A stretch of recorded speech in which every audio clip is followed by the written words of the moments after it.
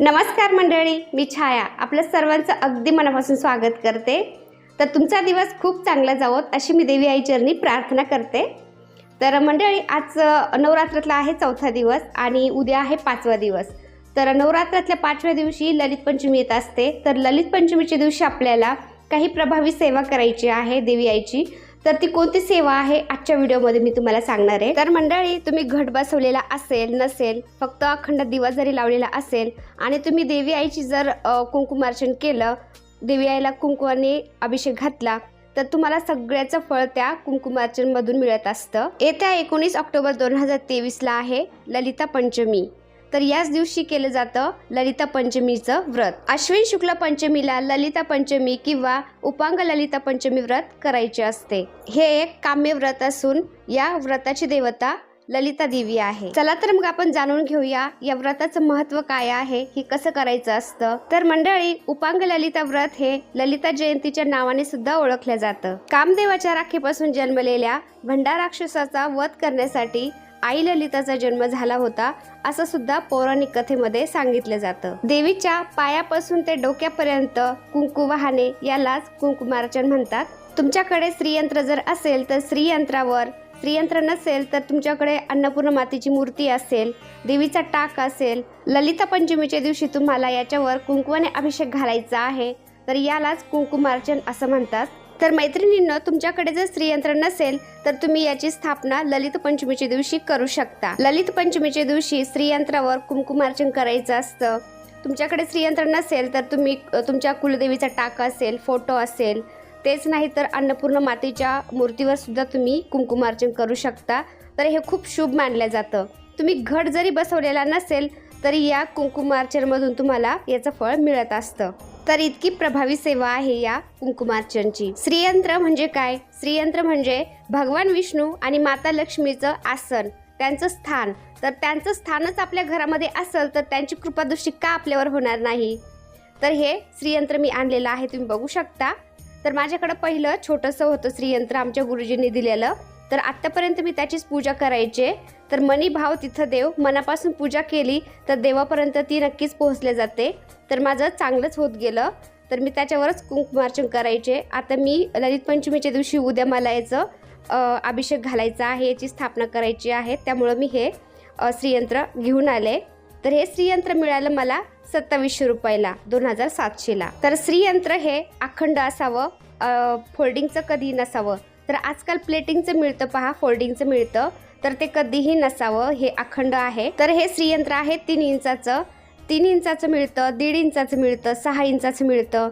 तर आपल्या घरामध्ये 3 इंचापेक्षा जास्त मोठे श्रीयंत्र नसू नये असं म्हटलं जातं। देवांच्या मूर्त्या सुद्धा घरामध्ये 3 इंचापेक्षा मोठाल्या नसू नये, त्यामुळे मी हे 3 इंचाचं घेतलंय। 1.5 इंचाचं पण मिळतं, पण 1.5 इंचामध्ये जास्त असे फीचर्स व्यवस्थित दिसत नाहीत, त्यामुळे मी हे 3 इंचाचं घेतलंय। याच्यामध्ये तुम्ही बघू शकता, जितकं मोठं श्रीयंत्र असेल तेवढे त्याचे फीचर्स एकदम क्लिअर दिसतात। हे मोठं श्रीयंत्र जे आहे ते खूप रेअर मिळतं, जास्त प्रमाणामध्ये हे बनत नाही, कारण ते अखंड असतं। अखंड गोळा घेतात आणि लेझर कटिंगने ते कटिंग करून बनवलेलं असतं, त्यामुळे हे जास्त प्रमाणामध्ये बनवत नाहीत।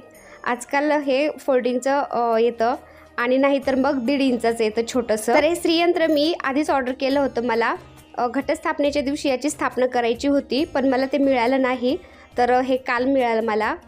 तर मी याची आता स्थापना ललित पंचमीच्या दिवशी करणार आहे। त्या दिवशी आपल्याला कुंकुमार्चन करायचं असतं। तर माझ्याकडं छोटंसं होतं गुरुजींनी दिलेलं, त्याच्यावरच मी कुंकुमार्चन करायचे। आता उद्या मी याची स्थापना करणार आणि याचा अभिषेक कसा घालणार आहे त्याचा व्हिडिओसुद्धा मी तुमच्याशी शेअर करणार आहेच। तर हे जर नसेल तुमच्याकडं तर तुम्ही तुमच्याकडे अन्नपूर्ण मातेची मूर्ती असेल, देवीचा टाक असेल तुमच्या कुलदेवीचा, किंवा फोटो जरी असेल त्याच्यावर सुद्धा कुंकुमार्चन करायचं असतं। कुंकुमार्चन केल्याने आपल्याला कितीतरी पटीने फळ मिळत असतं। पहा, आपल्या घरामध्ये आपण खूप सारं काम करतो, कष्ट करतो, पण आपल्या घरामध्ये लक्ष्मी टिकत नाही। आपल्या घरामध्ये लक्ष्मी आलेली तशीच बाहेर जाते। तर याच्यासाठी आपण कुंकुमार्चन देवीचं करायचं असतं, आपल्याला नक्कीच फरक जाणवतो। तर तुम्ही बघू शकता, हे श्रीयंत्र जे आहे ते आम्हाला गुरुजींनी दिलं होतं। हे असं छोटंसं पत्र्याचं असतं पहा, छोटं गोल्ड कलरचं आहे। तर याच्यावरच मी कुंकुमार्चन करायचे। तरी पण देवी आईने माझं चांगलंच केलं, कारण कुठलीही पूजा करा मनापासून करा. तर श्रीयंत्र तुमच्याकडे नसेल तर तुम्ही अन्नपूर्णा मातेच्या मूर्तीवर सुद्धा कुंकुमार्चन करू शकता. अन्नपूर्णा माता म्हणजे माता पार्वतीचं स्वरूप आहे. अन्नपूर्णेचं दुसरं स्वरूप म्हणजे माता पार्वती. तर आपण अन्नपूर्णा देवीवर सुद्धा कुंकुमार्चन करू शकतो. आता तुम्ही बोलता घट बसवलेले आहेत, देवघटी बसलेले आहेत, तर आपण कुंकुमार्चन कसं करू शकतो? तर आपण जे टाक असते ते घटाजवळ पुजलेले असतात, तर त्यांना उचलायचं नसतं. आपण अन्नपूर्णा मातेला कुंकुमार्चन करू शकतो. किंवा श्रीयंत्र जर असेल तुमच्याकडं तर श्रीयंत्र तुम्ही घेऊन त्याला कुंकुमार्चन करू शकता. आणि तेच नाही तर तुमच्याकडे देवीचा फोटो असेल त्यालासुद्धा कुंकुमार्चन तुम्ही करू शकता. तर घटाजवळ मी देव पुजलेले आहेत टाक, तर ते उचलणार नाही, तर ते तसेच ठेवलेत मी, तुम्ही बघू शकता. आणि माझा घटसुद्धा किती छान उगवला आहे, एकदम हिरवागार उगवला आहे. चौथाच दिवस आहे आज, पण छान हिरवागार उगवला आहे. आमची कुलदेवी आहे तुळजापूरची, तर तो टाक पण मी घटाजवळ पुजलेला आहे, त्यामुळे मी तो उचलणार नाही. तर श्रीयंत्र आणलेला आहे पण त्याचा अभिषेक घातलेला नाही मी अजून, त्यामुळे मी तुम्हाला अन्नपूर्णा माता आहे त्याच्यावरच कुंकुमार्चन कसं करायचं ते दाखवणार आहे. श्रीयंत्र आहे छोटंसं माझं पहिलं, तर त्याच्यावर सुद्धा मी कुंकुमार्चन करणार आहे. तर तुम्हाला सुद्धा श्रीयंत्राचं स्थापना करायची असेल तर तुम्ही ललिता पंचमीच्या दिवशी स्थापना करू शकता. किंवा आता तर दिवाळी आलेलीच आहे, दिवाळीला सुद्धा तुम्ही श्रीयंत्राची स्थापना करू शकता. नाहीतर आपण अक्षय तृतीयेला सुद्धा चांगल्या मुहूर्तावर अभिषेक घालून त्याचं स्थापना करू शकतो श्रीयंत्राची. तर मी अन्नपूर्णा मातेला आता कुंकुमार्चन करते. तर दिवा लावून घेतला आहे मी, अखंड दिवा घटासमोर आहे माझा, पण तुम्हाला मी लावून दाखवला आहे. तर ताटामध्ये मी थोडेसे तांदूळ घेतले, हळदी कुंकू वाहिलं, अन्नपूर्णा माता ठेवली तिथे. आणि आपण देवांची पूजा करायची म्हटलं की खूप छान असं सजवून घ्यायचं, खूप छान वाटतं. आणि माता लक्ष्मीला तर सजावट खूप आवडते. आणि कोणत्या देवांना सजावट आवडणार नाही? जितकं स्वच्छता असेल, साफसुथरं असेल, तेवढं आपल्या घरामध्ये प्रसन्न वातावरण होतं, प्रसन्नता वाटते, एकदम पॉझिटिव्हिटी टिकून राहते आपल्या घरामध्ये. तर असं थोडं सजवून घेतलं, तुम्ही बघू शकता किती छान वाटते. तर आपण इथे चांगल्या प्रकारचं कुंकू घ्यायचं, म्हणजे ते आपल्याला लावायला लागतं. तर आपण कुंकुमार्चन केलेलं कुंकू कधीही टाकून द्यायचं नसतं किंवा कोणालाही द्यायचं नसतं, ते आपणच वापरायचं असतं. घरातल्या सगळ्यांनी ते कुंकू लावायचं असतं. बाहेर जायच्या वेळेस मुलांनी लावा, आपण स्वतः लावा. तर देवीला कुंकुमार्चन कसं करायचं असतं? देवीच्या पायापासून ते डोक्यापर्यंत कुंकू वाहायचं, यालाच कुंकवाचा अभिषेक किंवा कुंकुमार्चन असं म्हणतात. तर श्रीयंत्राचे जे सारखे टोक आहेत तुम्ही बघू शकता, 6 ते 7 टोक आहेत, ते सगळे टोक एक लाईनमध्ये आपल्याकडे झाले पाहिजे. अशा स्थितीत आपल्याला हे श्रीयंत्र ठेवायचं आणि मग त्याचा अभिषेक घालायचं, कुंकुमार्चन करायचं. कुंकुमार्चन आपल्याला या 2 बोटांनी किंवा 3 बोटांनी करायचं असतं. कोणी 2 बोटांनी करतं, करंगळीजवळचं एक बोट, अंगठा आणि मधलं बोट, या 3 बोटांनी करायचं, किंवा करंगळीजवळचं एक बोट आणि अंगठ्यानी, असं 3 बोटांनी करायचं असतं. तर कोणी 2 बोटांनी करतं, कोणी 3 बोटांनी करतं, तर कोणी 5 बोटांनी सुद्धा कुंकुमार्चन करत असतं. आणि कुंकुमार्चन तुम्हाला मी आता अन्नपूर्णा मातेला करून दाखवते आणि मंत्र कोणते बोलायचे आहेत ते सुद्धा सांगते. तर तुम्ही बघू शकता, पायापासून सुरुवात करायची, तर ते देवीच्या डोक्यापर्यंत कुंकू वाहत चालायचं.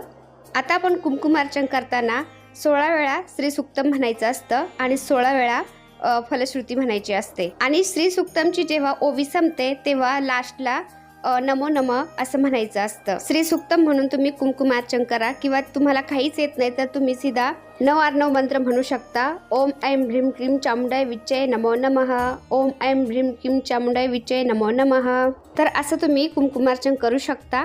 आणि कुंकुमार्चन झाल्यानंतर देवीची मूर्ती जी आहे तुम्ही उचलून साफ करायची आणि कुंकू जे आहे ते भरून ठेवायचं.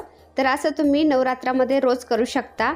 असं केल्याने आपल्यावर आपली कुलदेवी प्रसन्न होते आणि श्रीयंत्रावर केलं माता लक्ष्मीसुद्धा आपल्यावर प्रसन्न होते. आपल्या घरामध्ये सुख, समृद्धी, धनधान्याची कधीही कमी पडत नाही. तर कुंकुमार्चन करतावेळी 9 मंत्र, श्रीसूक्त, फलश्रुती हे सगळं आपल्या नित्यसेवेच्या पुस्तकामध्ये आहे. तुम्ही कुंकुमार्चन करतावेळी हे श्रीसूक्त, फलश्रुती किंवा 9 मंत्र हे तुम्ही म्हणून कुंकुमार्चन करू शकता. तर कुंकुमार्चन तुम्ही नवरात्रामध्ये दिवसभर तुम्ही कधीही करू शकता. जेव्हा तुम्हाला टाईम मिळेल तेव्हा तुम्ही करा. पहाटे करा, दुपारी करा, संध्याकाळी करा, पण संध्याकाळी 8-9च्या नंतर नका करू, जास्त रात्र पण नका करू. तर तुम्ही असं कुंकुमार्चन करू शकता. तर ललित पंचमीच्या दिवशी आपल्याला आपल्या मुलांसाठी सरस्वती पूजनसुद्धा करायचं असतं. तर आजच्या येणाऱ्या युगामध्ये खूप कॉम्पिटिशन वाढलेलं आहे. सगळ्यांना वाटतं आपली मुलं खूप हुशार व्हावीत, तर सरस्वती पूजन करायचं असतं. प्रत्येक पंचमीचं खूप महत्त्व असतं, पण नवरात्रीमधल्या येणाऱ्या ह्या ललित पंचमीचं खूप जास्त महत्त्व आहे. तर असं म्हणतात, जिथे सरस्वती असते तिथं लक्ष्मी असतेच. तर आपली मुलं जर हुशार असतील तर ते लक्ष्मी कमवतातच. तर त्यामुळे आपल्या मुलांच्या भविष्यासाठी, ते आपले मुलं हुशार व्हावी यासाठी आपल्याला सरस्वती पूजन करायचं आहे उद्या. तर मुलांच्या स्टडी रूममध्ये, मुलांच्या स्टडी टेबलवर एक सरस्वती मातेचा मूर्ती म्हणा, फोटो म्हणा, तो लावायचा आहे आणि एक मंत्र म्हणायचा आहे पूजन करून. ओम ऐं ह्रीं क्लीं श्री सरस्वती भूतजननी स्वाहा. ओम ऐं ह्रीं क्लीं श्रीं सरस्वती भूतजननी स्वाहा. आणि हा मंत्र म्हणून आपल्याला मुलांच्या जिभेवर मधाने, सोन्याच्या काडीने किंवा दर्भाच्या काडीने एम लिहायचा आहे. एरे एडक्याचा त्याला एक काना आणि टिंब एम.